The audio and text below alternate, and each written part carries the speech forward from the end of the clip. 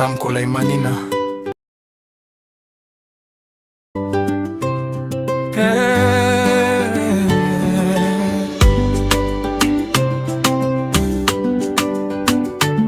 Katika jina kuu la Yesu Kristo, ninatamka uzima juu ya maisha yako, Ninatangaza kwamba hauko peke yako. Mungu yuko pamoja nawe sasa hivi. Nguvu za Bwana zishuke juu yako na zikutie nguvu katika roho, nafsi na mwili. Ninatangaza kwamba kila kifungo cha hofu, kuvunjika moyo, ugonjwa na mateso kinavunjwa katika jina la Yesu. Neno la Mungu linasema kwamba kwa kupigwa kwake sisi tumepata uponyaji, na leo ninatamka uponyaji huo juu ya maisha yako. Bwana na akufanye upya nguvu zako. Mungu akupe amani moyoni,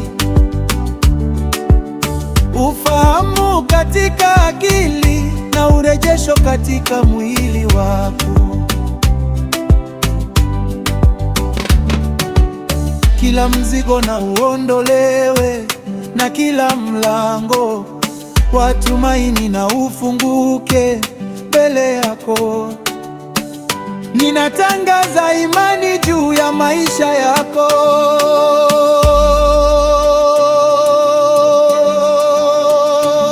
Palipokuwa na udhaifu, pokea nguvu. Palipokuwa na maumivu, pokea faraja. Palipokuwa na machafuko, pokea hekima. Palipokuwa na ugonjwa, pokea uponyaji. Palipokuwa na kuchelewa, pokea uingiliaji wa Mungu. Bwana ndiye kimbilio lako na ngome yako. Utaangamizwa, utashindwa, utasimama tena kwa neema ya Mungu. Rehema ya Mungu itakusemea, kibali cha Mungu itakuzunguka, mkono wa Mungu utakuhifadhi. Ninatangaza kwamba kesho yako itakuwa bora kuliko jana yako. Bwana atakupigania, Bwana atakushikilia, Bwana atakuponya. Bwana atarejesha kila kitu kilichovunjika. Kwa imani ninatangaza, utaishi wala utakufa. Utashuhudia wema wa Bwana, utaona mkono wa Mungu katika maisha yako. Umebarikiwa, umefunikwa na neema, umeponywa, umerudishwa katika jina la Yesu Kristo lenye nguvu. Amina. Maneno mafupi ya hekima ya kusali. Mungu yuko pamoja nawe, usiogope. Vita hii haitakuangamiza, Mungu atakuvusha. Maumivu yako si mwisho wa hadithi yako. Uponyaji, amani na urejesho ni sehemu yako katika jina la Yesu. Neema ya Mungu inakutosha leo. Utasimama tena kwa nguvu za Bwana. Kile Mungu amesema juu ya maisha yako kitasimama.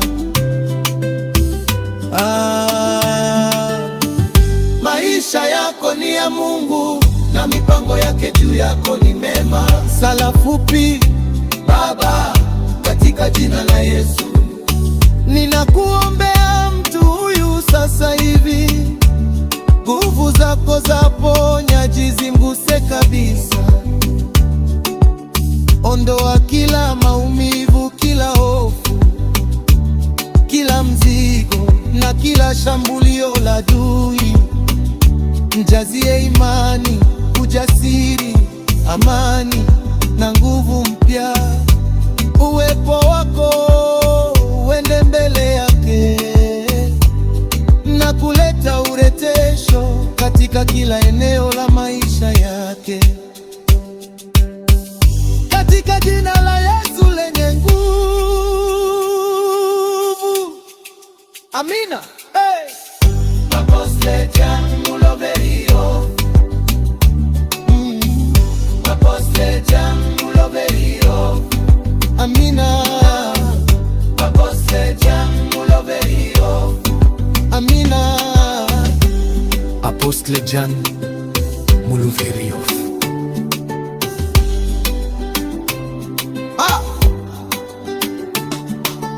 Hey! Apostle Jan Muloverio. Amina.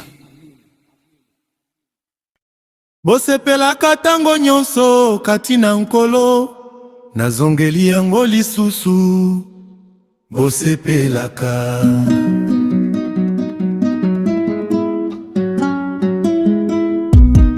Yango wana bandeko mpe balingami na ngai, bino oyo nazali na posa makasi ya komona lisusu.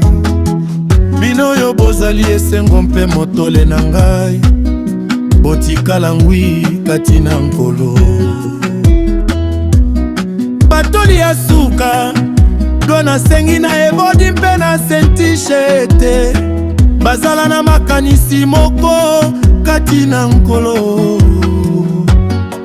Solo nasengi lisusu na yo moninga na ngai ya motema, kati na mosala sunga basi oyo pamba ke babundaki mpona sango malamu elongo na ngai. Klema mpe baninga mosusu ya mosala oyo bakombo na bango yekomama kati na buku ya bomoi. Bosepelaka tango nyonso kati na nkolo, nazongeli yango lisusu. Bosepelaka. Fenkitika ete boboto na bino ebana na bato nyonso nkolo akomi pene. Si bomitungisaka ata na likambo moko te, kasi na makambo nyonso botalisaka baposa na bino epai ya Nzambe, na nzela ya losambo ya mabondeli elongo na matondi.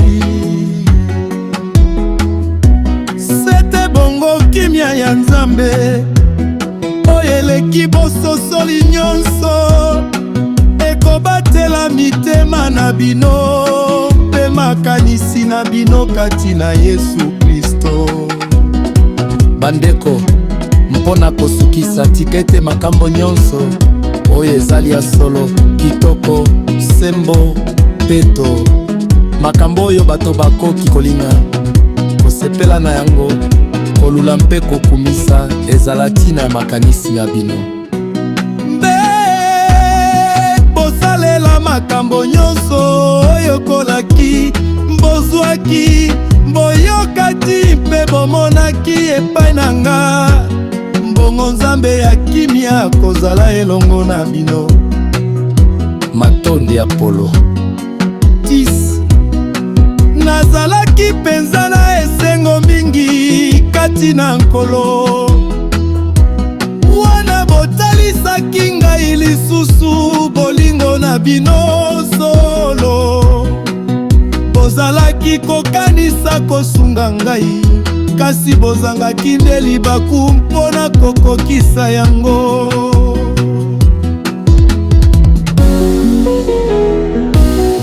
Nalobi bongo te po ete nazali kokelela mbamba te, nayekola posepela na oyo nazali na yango. Nayebi kobika na tango ya kokelela, pe nayebi kobika na tango ya bozwi.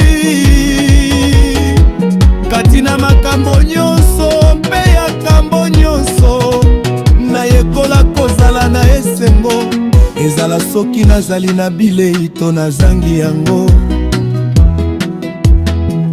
ezala soki nazali na bozwi to na keleli, nzesi nazali na makoki ya kosala makambo nyonso na nzela na ye oyo apesaka ngai makasi. Nzokande bosalaki malamu wana bosanganaki na pasi na ngai. Pes bino bato ya Filipi, boyebi malamu ete na ebandeli ya mosala na ngai ya kote ya sango malamu wana nalongwaki na Masedwane. Ata lingomba moko te esanganaki na ngai na nzela ya lisungi, longola kaka bino setango. Mpe nazalaki na Tesalonika, botindelaki ngai mbala mibale lisungi ya biloko oyo nazalaki na yango na bosenga. Iziskuleka etezali te ete nazali koluka makaboko uta epai na bino, kasi nazali koluka ete bambuma ya bolamu na bino efuluka lisusu koleka. Kisio na tatoli ete nasili kozwa biloko ebele penza mpe nakomi na yango dimbele koleka. Awa nazwi na maboko ya Afrodite makabo oyo botindelaki ngai, yango ezali lokola malasi ya solo kitoko, mbeka oyo Nzambe andimi mpe oyo ezali kosepelisa ye. Ndi Nzambe na ngai ya kokokisa baposa na bino, kolanda bonenga ya kembe mayokati na Yesu Kristo. Dwintika ete tekembo ezonga mpo na libela pegai Nzambe oyo azali tata na biso. Amen. Bambote suka latimbo pesa mbote epai ya basantu nyonso kati na Yesu Kristo. Bandeko oyo bazali awa elongo na ngai eno batindeli bino mbote, basantu nyonso batindeli bino mbote, mingi baoyo bazali ya ndako ya mokonzi Cesare. Amen.